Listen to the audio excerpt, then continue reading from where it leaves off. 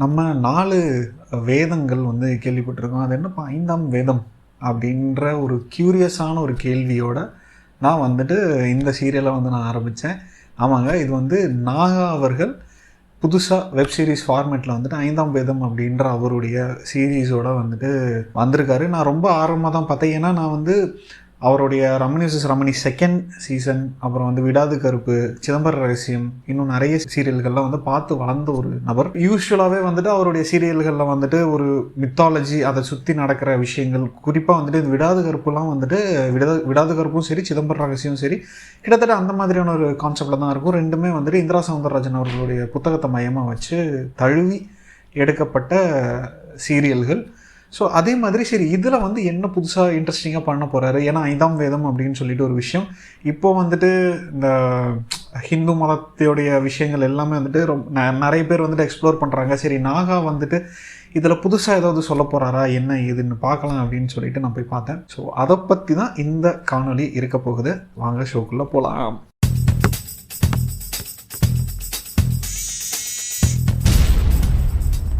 ஷாஹித் அன்ஷிகா வந்துட்டு ஒரு முக்கியமான கதாபாத்திரம் ப்ளே பண்ணியிருக்காங்க. அது போக வந்துட்டு நிறைய பேர், வைஜி மகேந்திரன், சந்தோஷ் பிரதாப் இருக்கார், ராம்ஜி ஒரு கேரக்டர் ப்ளே பண்ணியிருக்காரு. ஸோ இந்த மாதிரி அண்ட் இன்னும் நிறைய கேரக்டர்ஸ் வந்து இருக்காங்க. ஏகப்பட்ட கேரக்டர்ஸ் இருக்காங்க இந்த ஷோவில். ஸோ கதை சுருக்கம் என்ன அப்படின்னு பார்த்தீங்கன்னா, ஷாஹித் அன்ஷிகா வந்து அனுன்ற கேரக்டர் வந்து ப்ளே பண்ணியிருக்காங்க. அவங்க வந்து ஒரு சிங்கர், வாரணாசிக்கு வந்து வந்திருக்காங்க அவங்க அம்மாவோட அஸ்தியை வந்து கரைக்கிறதுக்காக. அங்கே அவருடைய நண்பர், பாண்டிச்சேரியில் இருக்க ஒரு நண்பர் வந்து, இங்கே ஒரு ஃப்ரெஞ்ச் பேண்ட் இருக்குது, உங்கள் வாய்ஸ் வந்து பிடிச்சிருக்கு, நீ வந்து அடுத்த நாளே பாண்டிச்சேரிக்கு வரணும், அவங்கள மீட் பண்ணணும் அப்படின்ற மாதிரி சொல்கிறாங்க. ஸோ அவங்க அந்த முனைப்பில் வந்துட்டு சந்தோஷமாக இருக்காங்க, போகணும் அப்படின்னு நினைக்கிறாங்க. அப்போ வந்துட்டு அவங்க தங்கியிருக்கிற இடத்த வந்துட்டு ஒரு பாபாஜி வந்து அவர் தான் வந்து வச்சுருக்காரு, ஹோம் ஸ்டே மாதிரி இருக்குது.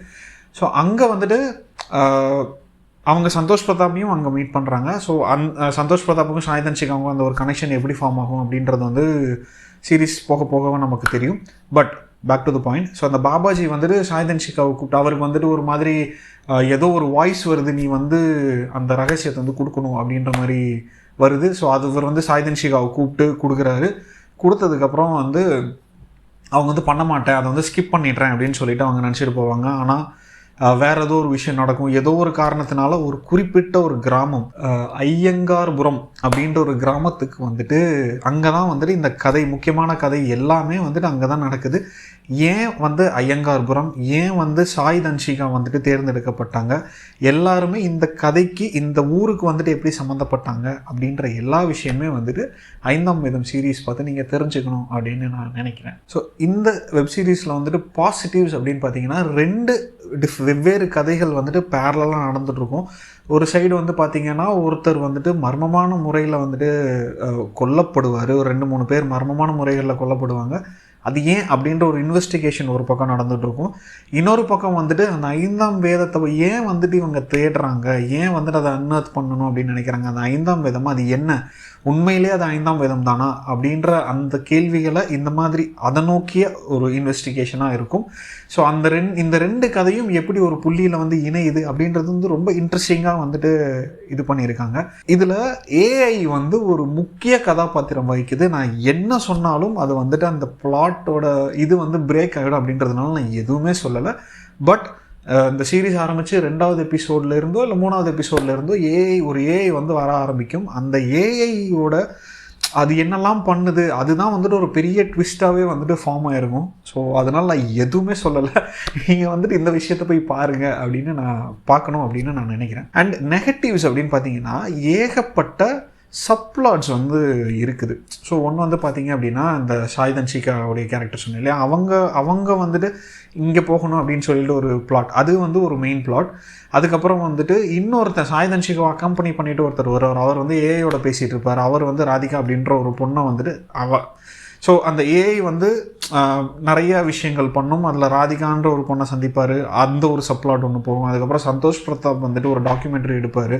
அதாவது பிரம்மாவுடைய இந்த 5ஆம் வேதத்தை நோக்கிய ஒரு பயணம் மாதிரி இருக்கும். அதுக்கப்புறம் வைஜி மகேந்திரனுடைய ஃபேமிலி ட்ராமா ஒரு பக்கம் போயிட்டுருக்கும். ஸோ இந்த மாதிரி ஏகப்பட்ட சப்ளாட்ஸ் இருக்கும்.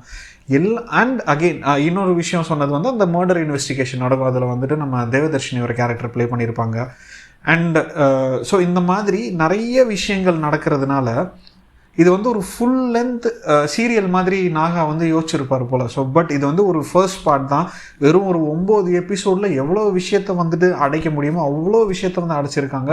ஸோ நிறைய கொஷின் மார்க்கோடு தான் வந்துட்டு நம்ம இந்த இந்த சீசனை வந்து முடித்த மாதிரி இருக்குது.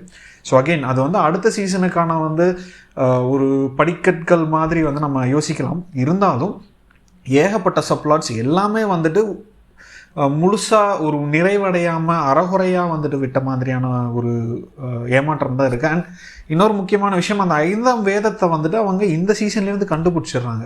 ஸோ என்ன தான் வந்துட்டு இந்த சீசனுக்கு வந்து இந்த சீரீஸுக்கு வந்து 5ஆம் வேதம்னு பேர் வச்சாலும் ஃபஸ்ட்டு சீசன்லேயே 5ஆம் வேதத்தை கண்டுபிடிச்சிட்டாங்க. அதுக்கப்புறம் ஒரு பெரிய ட்விஸ்ட் ஒன்று நடக்குது. ஸோ அதையும் இதையும் வந்து கனெக்ட் பண்ண போகிறாங்க அப்படின்றதெல்லாம் இருக்குது. பட் இன்னும் வந்துட்டு அந்த 5ஆம் வேதத்துடைய ரகசியங்கள் எதுவுமே இல்லை. ஸோ 5ஆம் வேதத்தை வந்துட்டு கண்டுபிடிக்கிறதுக்கான அதை நோக்கின ஒரு பயணம் மாதிரி தான் வந்து இருக்குது. இதுக்கு மேலே இந்த பிளாட் வந்துட்டு எப்படி டெவலப் பண்ணுவார் அப்படின்ற ஒரு விஷயமும் இருக்குது.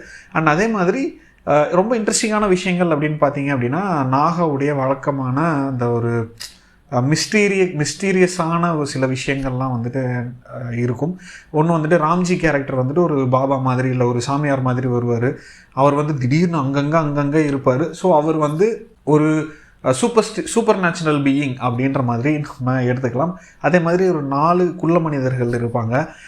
அவங்களும் வந்துட்டு அப்பப்போ வந்துட்டு போகிறாங்க. திடீர்னு வர்றாங்க. அவங்க ஏதோ ஒரு தனியாக ஒரு பிளாட் பண்ணுறாங்க. அவங்க ஏதோ ஒரு விஷயம் பண்ணுறாங்க. சாய் தன்ஷிகாவும் அவங்கள மீட் பண்ணுறாங்க. ஸோ இந்த மாதிரி ஒரு சில விஷயங்கள்லாம் நடக்குது. சாய் தன்ஷிகாவோட அப்பாவுக்கு வந்துட்டு ஒரு ரகசியம் தெரியுது. அவர் வந்து இந்த ஊருக்கு வர்றாரு. ஸோ என்ன ஆயிடுச்சு அப்படின்னா, அந்த ஒரு சின்ன விஷயத்த அவங்க வந்து டக்குன்னு சுருக்கி முடிச்சிருக்கலாம்.